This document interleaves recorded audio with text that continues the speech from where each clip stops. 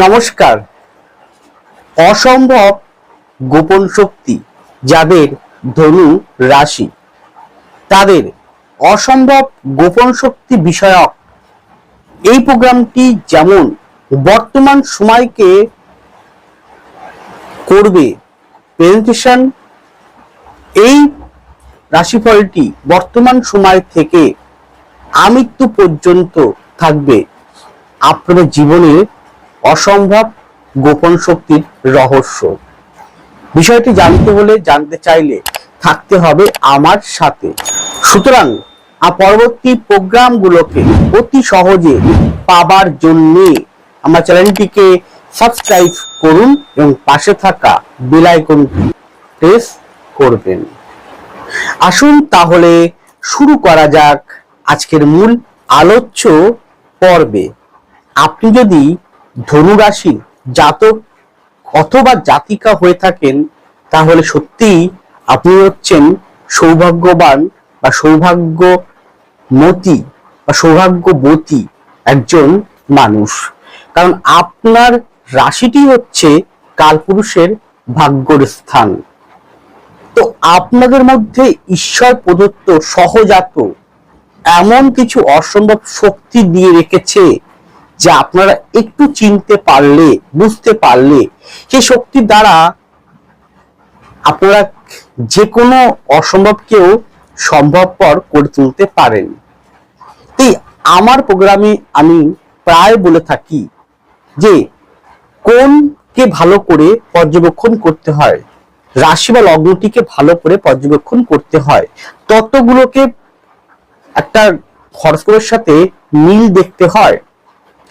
প্রোগ্রামটি হয়তো আমি করছি সার্বিক সকলের জন্য, কিন্তু এটি আপনার ভিতরেও কিন্তু রয়েছে বিরাজমান। আপনি হয়তো বুঝতে পারছেন না, চিনতে পারছেন না, কিন্তু প্রকৃতার্থে ঈশ্বর পরম সৃষ্টিকর্তা পরমাত্মা আপনার মধ্যে বিরাজমান, দিয়ে রেখেছেন শক্তিগুলো। দেখুন, আপনার এটা হচ্ছে রাশি 1 নম্বর ঘর, 5 নম্বর ঘর মেষ, 9 নম্বর ঘর সিংহ। তাহলে এই একটা ত্রিকোণ হলো। ত্রিকোণ মানে হচ্ছে আমাদের দৈব স্থান। ত্রিকোণটা যদি ফলো করেন তাহলে দেখুন, এটা একটা অগ্নিতত্ত্বের ঘর, ধনু। অগ্নি মানে আগুন, যে আগুন অসম্ভব, মানে যে কোনো জিনিসকে জ্বালিয়ে দিতে পারে। আগুনের রূপকটা আপনি ভাবুন, শক্তিময়, জ্বালাময়, তেজময়, পরাক্রম, অর্ধাবসা, লড়াই না মানা, হার মানা, এবং যে কোনো কিছু আমাদের আগুন দরকার। রান্না থেকে শুরু করে আমরা যখন ব্রাহ্মণ, তো আমি যখন পুজো করি, হোমযজ্ঞ করি, তখনও আগুন প্রয়োজন। আগুন ছাড়া আপনি কোনো কিছু করতে পারবেন না। মানে আগুন মানে শুদ্ধ হওয়া কোনো জিনিসকে। আমি এটা কিন্তু আগুন অন্য অর্থে বলছি না, যে অর্থে শুভ অর্থে সেটা আমি বলার চেষ্টা করছি। তাহলে অগ্নিতত্ত্বের ঘর একটা। এবার পঞ্চম মেষ, সেটা অগ্নিতত্ত্ব, নবম সেটা অগ্নিতত্ত্ব। তাহলে ঈশ্বর আপনার ভিতরে অগ্নিতত্ত্বের সমস্ত গুণগুলো আপনার মধ্যে ইনপুট করে দিয়েছেন। আপনার শুধু প্রয়োজন সেই অগ্নিতত্ত্বের বিষয়টাকে ভালো করে চেনা, ভালো করে বোঝা। কারণ একটা হরোস্কোপে শুধু রাশি দেখলে হবে না। একটা হরোস্কোপে শুধু রাশি, আপনার রাশির ধরু দেখলেই হবে না। আপনার লগ্নটি কি, আপনার রবি কোথায় বসে আছে, আপনার অধিপতি বৃহস্পতি কোথায় বসে আছে, একটা জন্মকুণ্ডলীর প্রাণ কেন্দ্রবিন্দু হচ্ছে শনি, সে কোথায় বসে আছে, সবগুলোকে ভালো করে প্রত্যেকটা গ্রহের বলবত্তাকে বুঝতে হবে, কেমন পজিশন দিয়েছে, হাতে কেমন পজিশন রয়েছে। তার জন্য আপনাদের সাইনটা হচ্ছে একটা তীরন্দাজ ব্যক্তি, যে তীর নিয়ে লক্ষ্যে স্থির থেকে দাঁড়িয়ে আছে লক্ষ্যভ্রষ্ট করার জন্য। তাহলে আপনি পারেন যে কোনো কিছুকে পরাজিত করতে, যে কোনো কিছুকে নিজের বশবর্তী আনতে। আপনার শক্তি সেটা কোথায় গিয়ে সঞ্চয় হয়? সেটা দ্বিতীয় স্থানে গিয়ে সঞ্চয় হয়। দ্বিতীয় মানে সঞ্চয় ঘর। আপনি যা করবেন সেটা দ্বিতীয় থেকে সঞ্চয় হবে। সেটা কার ঘর? সেটা শনির ঘর। এবং এই ঘরটা, এই মকরের ঘরটা একটা পরম শক্তি ঊর্জার ঘর। এই ঘরের কারকতা সবাই নিতে পারে না, মকরের কারকতাগুলোকে। তা সেই দিক থেকে শনি আপনাকে যথেষ্ট সাপোর্ট করছে। আপনার মধ্যে জ্ঞান, আপনার মধ্যে প্রতিভা, আপনার মধ্যে পরামর্শদাতা, আপনার মধ্যে উচ্চ শিখরে পৌঁছানোর যে অধ্যাবসায় মাধ্যম দিয়ে সফলতা অর্জন করা আপনার মধ্যে বিরাজমান। শুধু আপনাকে চিনতে হবে, আপনাকে সেগুলোকে বুঝে চলতে হবে। দেখুন আরো কি আছে, অগ্নিতত্ত্বে 4th হাউসে কি জলতত্ত্ব। আবার বুঝুন এটা কি, অগ্নিতত্ত্বে 4th হাউস মানে আপনার মন মানসিকতা, আপনার মনের অন্তঃস্থল, জলতত্ত্বের ঘর, বৃহস্পতির ঘর। দেখুন কিভাবে কম্বিনেশন করছে জিনিসগুলোকে একটু বোঝার চেষ্টা করুন।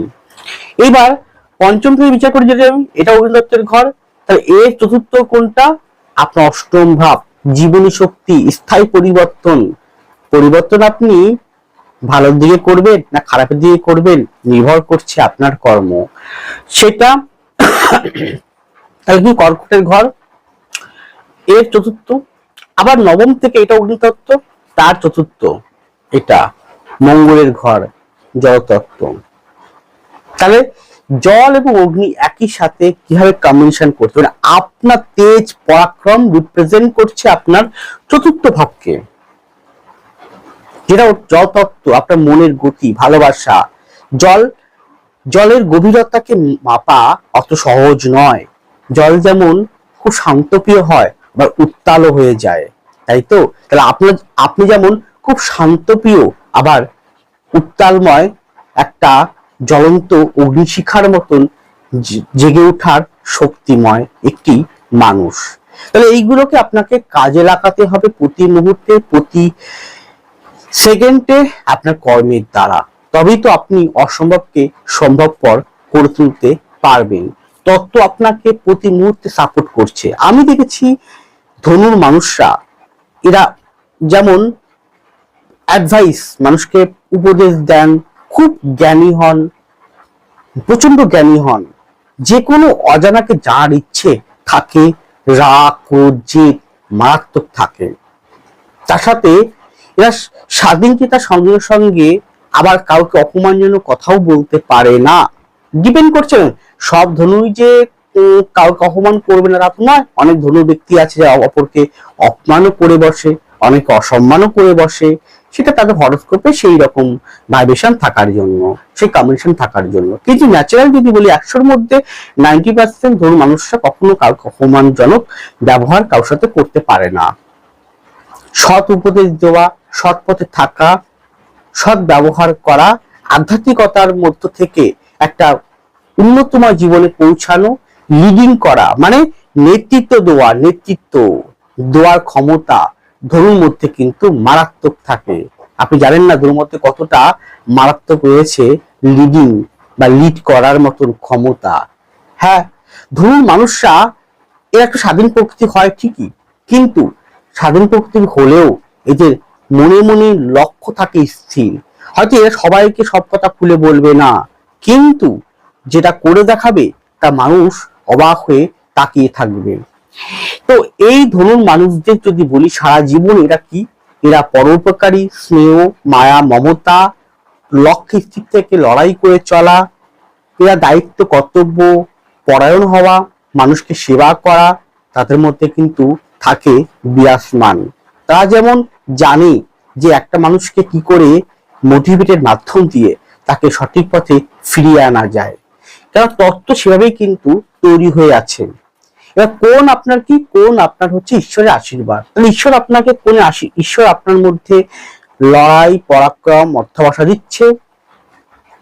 এবার কেন্দ্র কি, কেন্দ্র আমাদের অর্থাবসাকে নির্দেশ করে। কোন মানে আমাদের দৈব স্থান। কেন্দ্র আমাদের লড়াই পরাক্রম ইচ্ছা শক্তি, আমাদের জাগতিক বিষয়টাকে রিপ্রেজেন্ট করে। তা সেখানে কেন্দ্র কি, কেন্দ্র হচ্ছে এই ঘরটা কোথায় বীন, আর একটা কেন্দ্র কোথায় সপ্তম ভাব, সেটা হচ্ছে এটাও একটা, এটা সপ্তম ভাব কেন্দ্র। আরেকটা কেন্দ্র কি, এটা কেন্দ্র দশম ভাব, বুধের ঘর কন্যা। তাহলে কি হচ্ছে, এবার এখানে বুঝুন, এই কেন্দ্র হচ্ছে বৃহস্পতি, এই কেন্দ্র বুধ, এই কেন্দ্র বুধ। তাহলে বুধ কমিউনিকেশন, বৃহস্পতি জ্ঞান, ঊর্জা, শুভত্ব।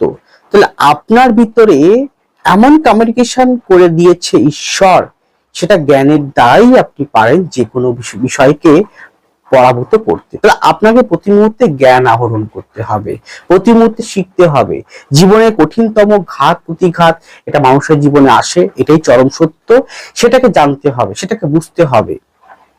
তাই আপনি আপনার জন্মকুণ্ডলিতে অবশ্যই গুণগুলো যেমন রয়েছে, এছাড়াও এই ধনু মানুষরা ভীষণ প্রতিভাশালী, প্রতিভা সম্পন্ন মানুষ হয়ে থাকে, ভীষণ প্রতিভা থাকে।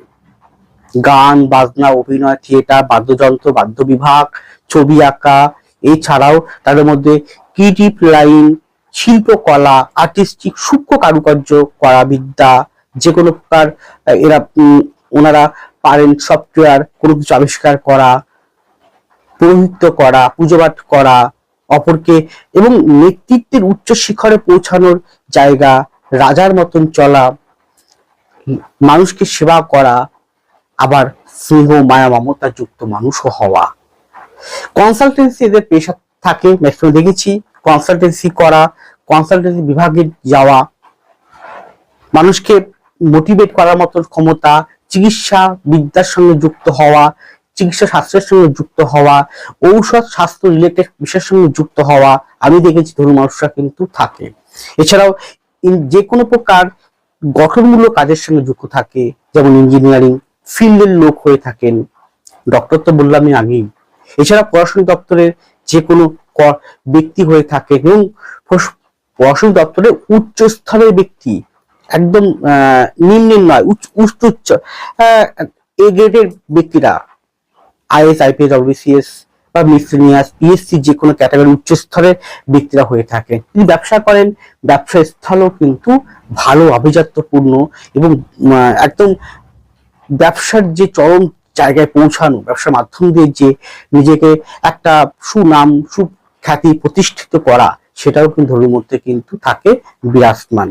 তাই ধনু মানুষরা পারে অসম্ভবকে সম্ভব করে তুলতে, সেটাকে জানতে হবে, চিনতে হবে। তাই ধনুদের ক্ষেত্রে আমি বলতে পারি যে শনি ফোর্থে আছে, পরে ফিফথে ঢুকবে, হয়তো বর্তমান সময় মন মানসিকতার ক্ষেত্রে কিছুটা গন্ডগোল হচ্ছে ঠিকই, কিন্তু এটা বলতে পারি যে হয়তো এই গন্ডগোলটা হচ্ছে এই কারণে যে আপনি বিগত দিনে কোথাও না কোথাও ভুল করেছেন, কোথাও না কোথাও খারাপ কার্য করেছেন, কোথাও না কোথাও আপনার ভিতরে সংশোধন করা দরকার আছে। তার জন্য বর্তমান সময়টা হয়তো মনের দিক থেকে হয়তো কষ্টদায়ক কিছু পরিস্থিতি যাচ্ছে। তাহলে সেইগুলোকে চিনতে হবে, সেইগুলোকে বুঝতে হবে, করে আপনাকে এগোতে হবে। কিন্তু এটা নয় যে আপনি হেরে যাননি, হ্যাঁ আপনি জিতার জন্য কিন্তু এক পা এগিয়ে গেছেন। তার জন্য আপনাকে আরেকটু ধৈর্য সহকারে আপনাকে এগোতে হবে।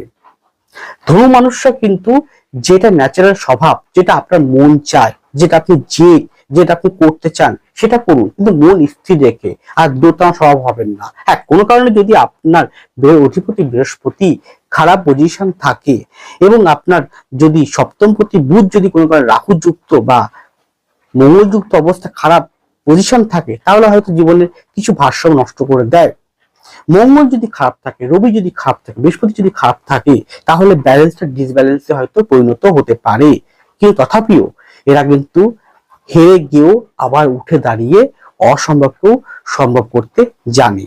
তাই ধনু মানুষরা পারে যে কোনো শক্তিকে পরাভূত করতে। তাই আপনার মধ্যে জ্ঞান, প্রতিভা, বিকাশ প্রতিষ্ঠিত হওয়ার মতন যে সমস্ত গুণগুলো রয়েছে, সেগুলোকে জেনে যদি কর্ম করতে পারেন, সফলতা আপনার কাছে আসতে বাধ্য।